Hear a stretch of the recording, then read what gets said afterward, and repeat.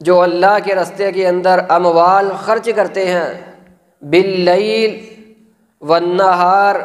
دن اور رات کے وقت، سرا وعلانیہ، پوشیدہ خرچ کرتے ہیں اور علانیہ بھی خرچ کرتے ہیں، ان کے لیے اللہ تعالیٰ نے ایک بشارت بیان کی ہے۔ سب سے پہلی چیز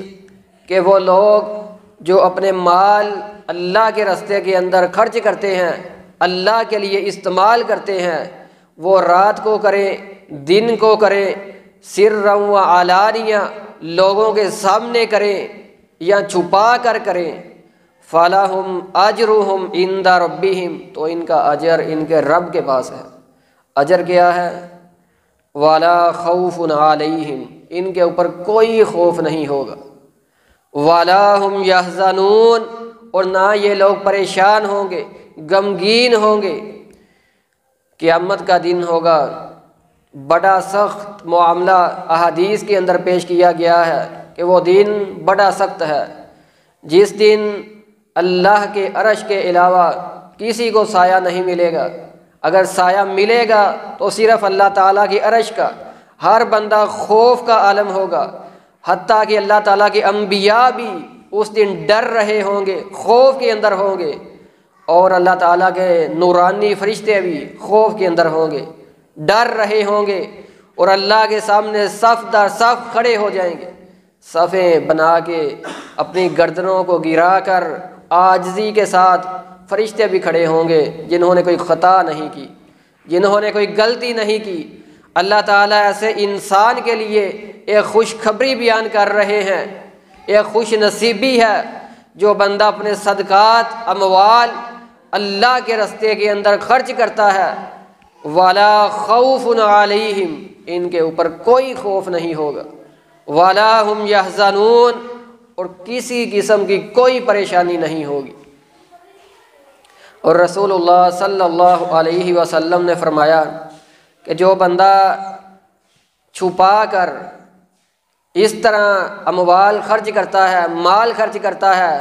کہ اس نے دائیں ہاتھ کے ساتھ خرچ کیا، بائیں کو پتہ بھی نہیں چلا، تو قیامت والے دن 7 خوش نصیب انسان ایسے ہیں جن کو اللہ تعالیٰ عرش کا سایہ عطا کریں گے۔ ایک انسان یہ ہوگا جس نے اس طریقے سے اپنے صدقات کو، مال کو ضرورت مندوں کے اوپر خرچ کیا ہوگا۔ اور اس آیت کے اندر اللہ رب العزت نے 2 چیزیں بیان کی ہیں کہ وہ لوگ جو چھپا کر خرچ کرتے ہیں، اور اس کی فضیلت رسول اللہ صلی اللہ علیہ وسلم نے حدیث کے اندر بیان کی کہ جس دن کوئی سایہ نہیں ہوگا، اللہ تعالیٰ عرش کا سایہ اسے عطا کریں گے۔ اور علانیہ، جو بندہ اعلانیہ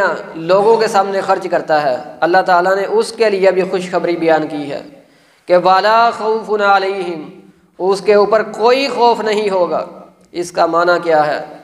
کہ بعض اوقات لوگوں کے سامنے مال خرچ کرنا اس لیے ضروری ہوتا ہے کہ لوگ دیکھ کر نصیحت حاصل کریں۔ خوف خرچ کرنے کا بیٹھا ہوا ہے، اس خوف کو دور کیا جائے اور ایک ترغیب دلوائی جائے کہ اللہ کے راستے کے اندر مال کو خرچ کیا جائے۔ اور جو اس نیت کے ساتھ لوگوں کو دکھلا کر مال خرچ کرتا ہے، اس کی نیت یہ ہے کہ مجھے دیکھ کر شاید کوئی اور بھی خرچ کرے، تو اس کے لیے رسول اللہ صلی اللہ علیہ وسلم نے بڑی پیاری حدیث بیان کی ہے کہ چاہے جتنے بھی لوگ اسے دیکھ کر اس کے بعد مال خرچ کریں گے،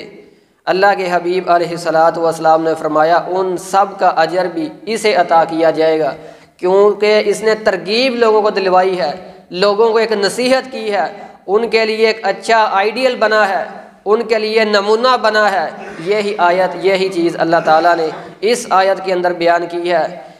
کہ باللیل والنہار، وہ رات کو خرچ کریں یا دن کو خرچ کریں، سرا وعلانیہ، چھپا کر خرچ کریں یا ظاہر خرچ کریں، فَلَهُمْ أَجْرُهُمْ عِنْدَ رَبِّهِمْ، ان کا اجر اللہ تعالیٰ کے پاس ہے۔ اور یہاں علانیہ خرچ کرنے کے ساتھ نیت کا درست ہونا بہت ہی ضروری ہے، وگرنہ انسان کے تمام اعمال صحیح البخاری کی پہلی حدیث ہے کہ انما الاعمال بالنیات، عملوں کے دار و مدار نیت کے اوپر ہے۔ اور رسول اللہ صلی اللہ علیہ وسلم کی حدیث ہم بار بار سن چکے ہیں کہ سخاوت کرنے والے کو، عالم دین کو، شہادت حاصل کرنے والے کو قیامت کے دن جہنم کے اندر پھینکا جائے گا، اور ان کو کہا جائے گا کہ کذبتا، تو جھوٹ بول رہا ہے، تو نے کوئی سخاوت نہیں کی۔ معنی اس کا یہ ہے کہ اپنی نیت کو درست کرنا ہے۔ اگرچہ ہم لوگوں کے سامنے ترغیب دلوانے کے لیے خرچ کریں تو اس آیت کے تحت ان کے لیے خوشخبری ہے، ان کے لیے خوش نصیبی ہے، ان کے اوپر نہ کوئی خوف ہوگا، نہ کوئی پریشانی ہوگی۔ اور یہ مہینہ، یہ ماہ، یہ دن وہ چل رہے ہیں، رسول اللہ صلی اللہ علیہ وسلم نے فرمایا اس مہینے کے اندر اللہ رب العزت انسان کی نیت کو دیکھتے ہوئے 700 گنا تک ایک نیکی کا اجر لکھ دیتے ہیں۔ بندہ نیکی ایک کرتا ہے، روپیہ اللہ کی راستے کے اندر ایک خرچ کرتا ہے، لیکن اللہ تعالیٰ کے ہاں وہ 700 لکھ دیا جاتا ہے۔ واللہ یضاعف لمن یشاء، اور اللہ تعالیٰ اس سے بھی جتنا زیادہ چاہیں وہ لکھ دیتے ہیں اس کی نیت کے اوپر کہ اس نے جو صدقات مال اللہ کے راستے کے اندر خرچ کیا ہے، یہ خرچ کرنے سے اسے تکلیف کیا پہنچی ہے۔ ایک بندہ ہے وہ ایک مہینے کا کروڑوں روپیہ اللہ کے راستے کے اندر خرچ کر سکتا ہے، لیکن وہ خرچ کرتا ہے ہزاروں روپے، ہزاروں کے حساب سے۔ اللہ تعالیٰ کے نزدیک اس انسان کی وہ وقت نہیں جو حدیث کے اندر بیان کی گئی ہے کہ اللہ تعالیٰ صدقات کو بڑھاتے ہیں 700 گنا سے، جس قدر اللہ تعالیٰ چاہے لکھ دیتے ہیں۔ جو بندہ اس حساب سے خرچ کرتا ہے،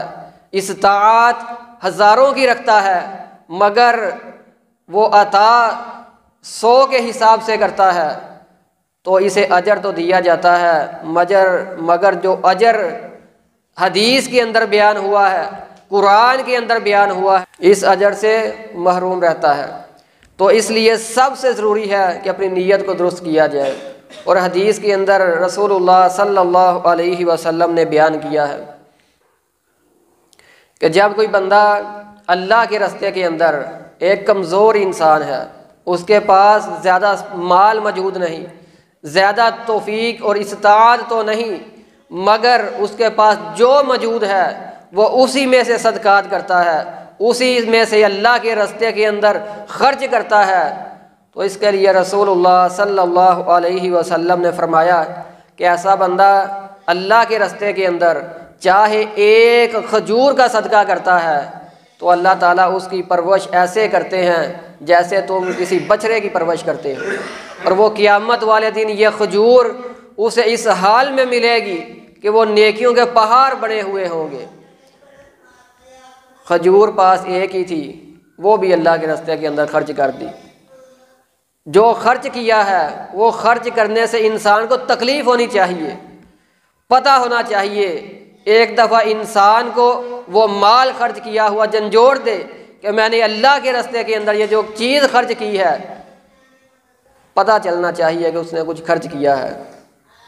یہ نہیں کہ اپنی توفیق اللہ تعالیٰ نے طاقت عطا کی ہے مگر خرچ کرتے ہوئے وہ ڈرتا ہے۔ خرچ کس طریقے کے ساتھ کرنا ہے، کون سی نیکی اللہ تعالیٰ کو قبول ہے،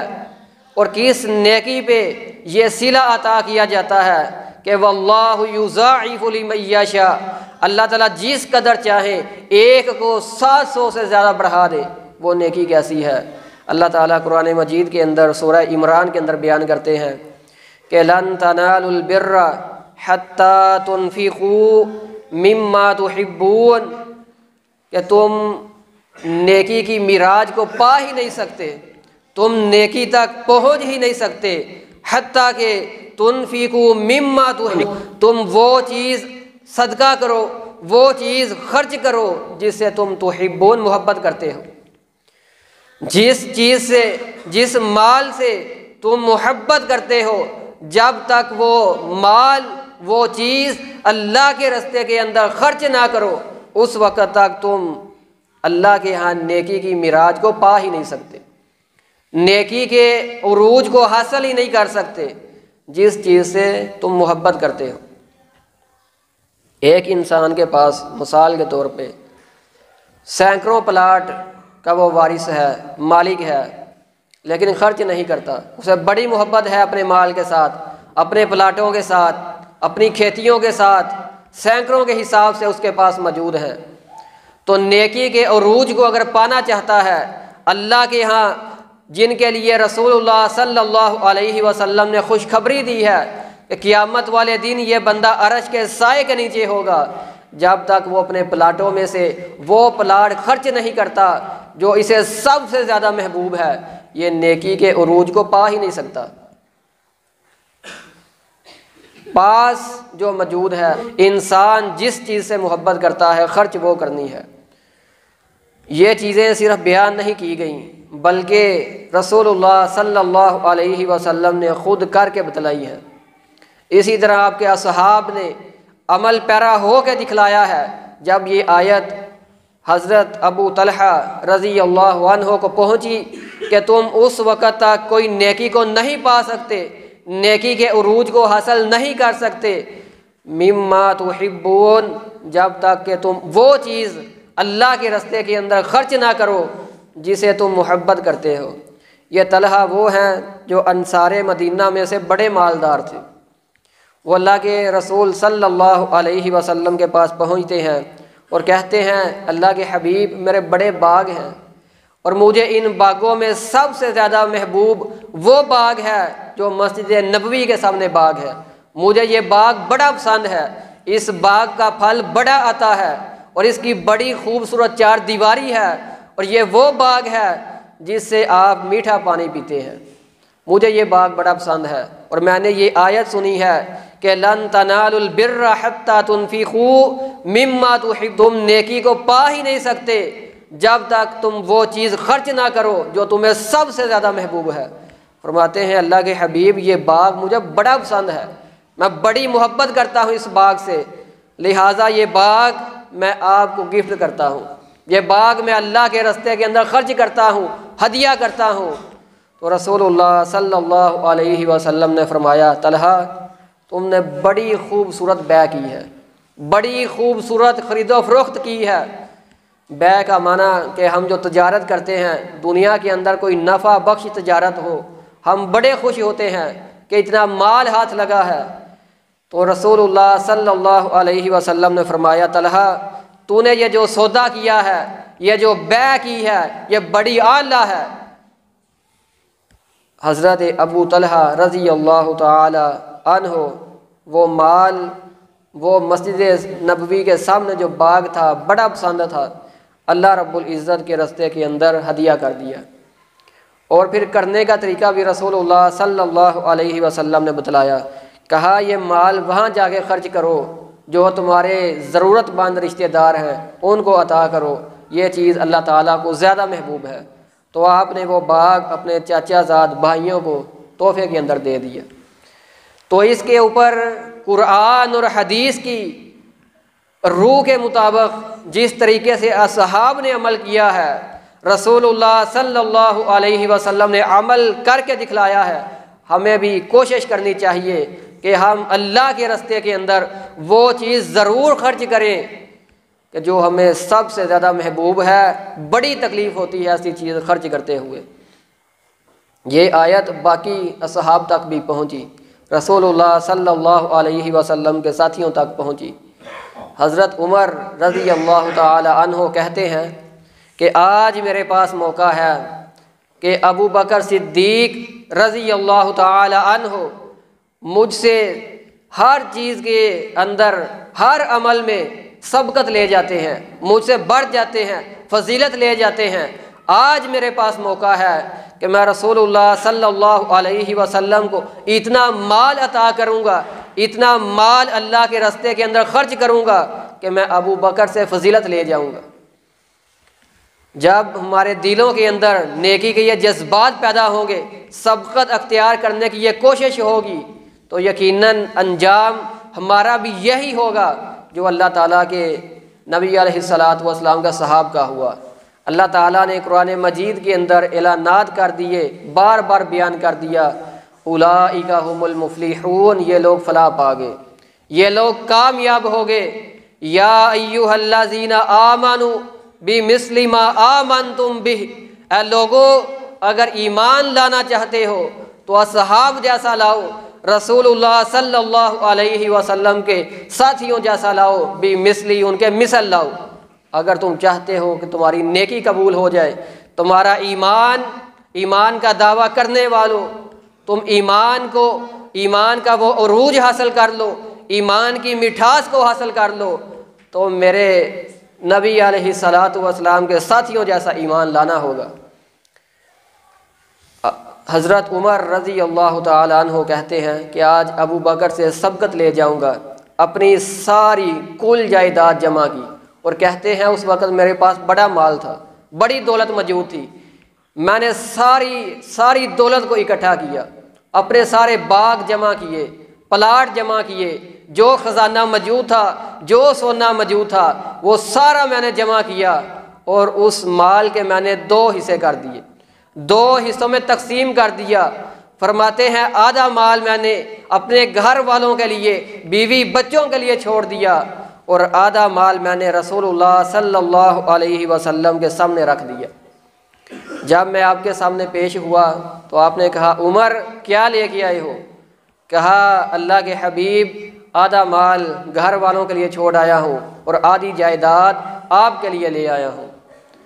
تو ابو بکر صدیق رضی اللہ تعالی عنہ وہ بھی تشریف لاتے ہیں، ان سے یہی سوال کیا گیا کہ ابو بکر کیا لے کے آئے ہو؟ کہتے ہیں اللہ کے حبیب میں نے اپنی ساری جائیداد کا حساب لگایا، اسے اکٹھا کیا، اور ساری کی ساری دولت، سارے کا سارا مال آپ کی قدموں میں لا کے رکھ دیا ہے۔ کہا ابو بکر گھر والوں کے لیے کیا چھوڑ کے آئے ہو؟ کہتے ہیں میں اللہ اور اللہ کے نبی علیہ السلام کی محبت کو چھوڑ آیا ہوں، آپ کی اتباع پیروی کو چھوڑ آیا ہوں، آپ کی سنت کو چھوڑ آیا ہوں۔ تو اب حضرت عمر رضی اللہ تعالی عنہ کہتے ہیں آج کے بعد میں نے جان لیا کہ میں ابو بکر کے ساتھ مقابلہ نہیں کر سکتا، میں ابو بکر سے سبقت میں آگے نہیں بڑھ سکتا، نیکیوں میں آگے بڑھ ہی نہیں سکتا۔ اسی طرح جب حضرت عثمان غنی رضی اللہ تعالی عنہ سنتے ہیں کہ لن تنالوا البر، تم نیکی کی معراج کو پا نہیں سکتے، نیکی کو حاصل نہیں کر سکتے جب تک تم وہ چیز خرچ نہ کرو مما تحب، جس سے تم محبت کرنے والے ہو۔ حضرت عثمان غنی رضی اللہ تعالی عنہ رسول اللہ صلی اللہ علیہ وسلم کی جھولی کے اندر لا کے 1000 دینار آپ کو ہدیہ کر دیتے ہیں، اللہ کے راستے کے اندر 1000 دینار کا صدقہ کر دیتے ہیں، اور رسول اللہ صلی اللہ علیہ وسلم اس مال کو، اس صدقے کو اپنی جھولی کے اندر اٹھائے ہوئے، ہاتھوں کے اندر اٹھائے ہوئے الٹ پلٹ کر رہے ہیں، اور فرماتے ہیں ما ذربنا عفانا ما عمل بعد اليوم، اے عثمان آج کے بعد تو عمل کرنا چھوڑ بھی دے، تو جنتی ہے۔ ما عمل بعد اليوم، آج کے بعد تو کوئی عمل نہ کرے، تجھے نقصان نہیں پہنچے گا۔ نیکی وہ کرو جس پہ رسول اللہ صلی اللہ علیہ وسلم کی یہ بشارتیں ہیں، نیکی وہ کرو، صدقات وہ ہیں جس سے انسان کو عطا کرتے ہوئے تکلیف ہونی چاہیے۔ ہماری کوشش یہ ہوتی ہے کہ جیب کے اندر ہاتھ ڈالتے ہیں، جو سب سے چھوٹا نوٹ ہاتھ کے اندر آتا ہے وہ ہم دیتے ہیں، بلکہ اس سے بھی ہم دیکھتے یہ ہیں کہ جو پرانا ہے، سب سے چھوٹا ہے، اسے عطا کیا جائے۔ تو سامعین محترم، اللہ تعالیٰ قرآن مجید کے اندر فرماتے ہیں کہ لن تنالوا البر حتی تنفقوا مما تحبون، تم نیکی کو نہیں پا سکتے حتیٰ کہ تم اپنی پسندیدہ چیز اللہ کے راستے کے اندر خرچ کر دو۔ اسی طرح اللہ تعالیٰ نے قرآن مجید کے اندر خوشخبری دی ہے کہ فَلَهُمْ أَجْرُهُمْ عِنْدَ رَبِّهِمْ، کہ ان کے اوپر نہ کوئی خوف ہوگا वला हुम यहज़नून, और ना ही कोई परेशानी होगी। रसूलुल्लाह सल्लल्लाहु अलैहि वसल्लम ने फरमाया कि क़यामत वाले दिन इंसान बंदा अपने सदक़ात के साए के नीचे होगा। जितना उसने सदका किया होगा, माल अल्लाह के रास्ते के अंदर खर्च किया होगा, वह उस माल के साए के नीचे होगा, और उस वक़्त तक ये साया उसके सर पे रहेगा जब तक वो साया उसे जन्नत के अंदर दाखिल नहीं करवा देता। वो दिन बड़ा सख्त दिन है, वो दिन की शिद्दत, वो दिन की गर्मी की इंतहा उरूज को पहुंची हुई है। तो उस दिन अल्लाह ताला ऐसे खुश नसीबों को अरश का साया अता करेंगे जो बंदा अल्लाह के रास्ते के अंदर वो चीज़ खर्च करने वाला है जो इसे महबूब है, सबसे ज़्यादा पसंद है, और सबकात के अंदर, नेकियों के अंदर सबकत अख्तियार करने वाला है। अल्लाह ताला कुरान मजीद के अंदर बार बार इस चीज़ का हुक्म दिया है कि वामा अनफ़क़्तुम मिन शैइन फ़हुवा युख़्लिफ़ुहु व हुवा खैरुर राज़िकीन, कि जब कोई ईमान वाला अल्लाह के रास्ते के अंदर माल खर्च करता है, अल्लाह ताला उसे और अता करते हैं। वाह हुआ खैरुर राज़िकीन, और अल्लाह ताला सबसे बेहतर रिज़्क़ अता करने वाला है। एक मोमन की मिसाल ये है कि जब वो खर्च करता है, अल्लाह ताला 700 गुना तक उसे बढ़ा के लिख देते हैं और अता करते हैं। ये तो एक मोमन है। जब कोई काफर, जब कोई फासिक, अल्लाह ताला का नाफरमान,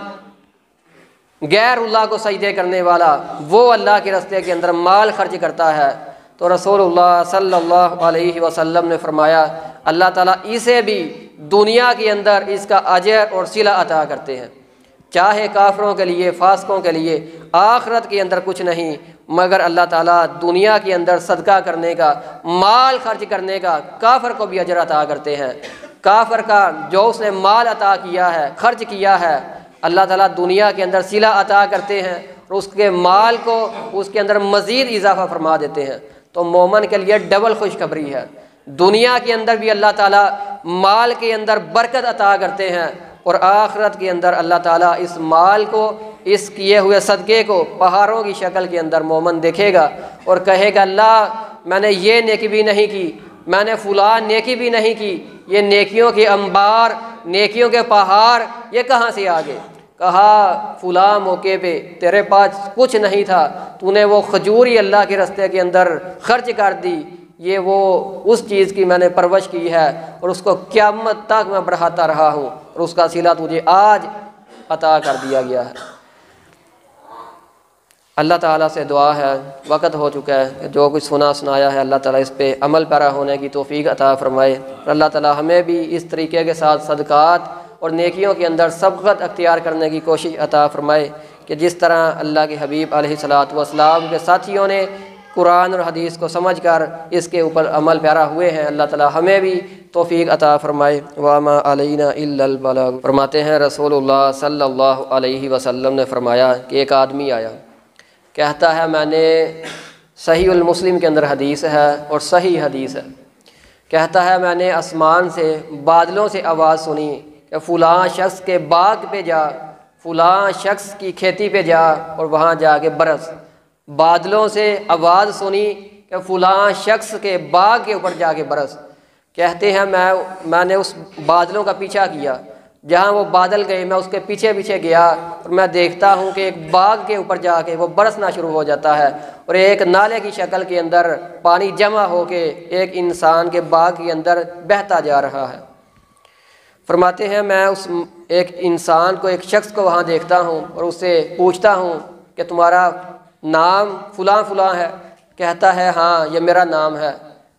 तुम्हें किसने बतलाया? कहता है मैंने बादलों से तुम्हारी आवाज़ सुनी कि फ़ुलां शख्स के बाग के ऊपर जाके बरस। वो कौन सी नेकी है जो तू नेकी करता है, अल्लाह ताला तेरी इस तरह मदद अता करते हैं। फरमाते हैं अगर तूने सवाल किया है तो मैं बतलाता हूँ कि ये बाग जो अल्लाह ताला ने मुझे अता किया है, जब ये अपना फल लेके आता है तो इसके फल को मैं 3 हिस्सों के अंदर तकसीम कर देता हूँ। पहला हिस्सा अल्लाह ताला के रास्ते के अंदर खर्च कर देता हूँ। माल के 3 हिस्से करता हूँ। पहला हिस्सा अल्लाह ताला के रास्ते में खर्च कर देता हूँ, दूसरा حصہ اپنے اہل و عیال کے لیے، اپنے بیوی بچوں کے لیے چھوڑ دیتا ہوں، اور تیسرا میں اسی باغ کے اوپر دوبارہ لٹا دیتا ہوں، یعنی بزنس کے اندر دوبارہ لگا دیتا ہوں۔ تو اللہ تعالیٰ نے مجھے، میں جس موسم کے اندر بھی کھیتی کروں، جس موسم کے اندر بھی اناج لگا دوں، باغ لگاؤں، درخت لگاؤں، اللہ تعالیٰ آسمان سے بارش برساتے ہیں اور اللہ تعالیٰ میری مدد کرتے ہیں۔ اللہ تعالیٰ نے مجھے کبھی بھی میرے پھل کے اندر کمی واقع نہیں ہونے دی۔ تو اس لیے کوشش کریں کہ اللہ تعالیٰ کے راستے کے اندر اس مہینے کے اندر زیادہ سے زیادہ اللہ کے راستے میں مال خرچ کریں اور اس عظیم نیکی کے عروج کو حاصل کریں۔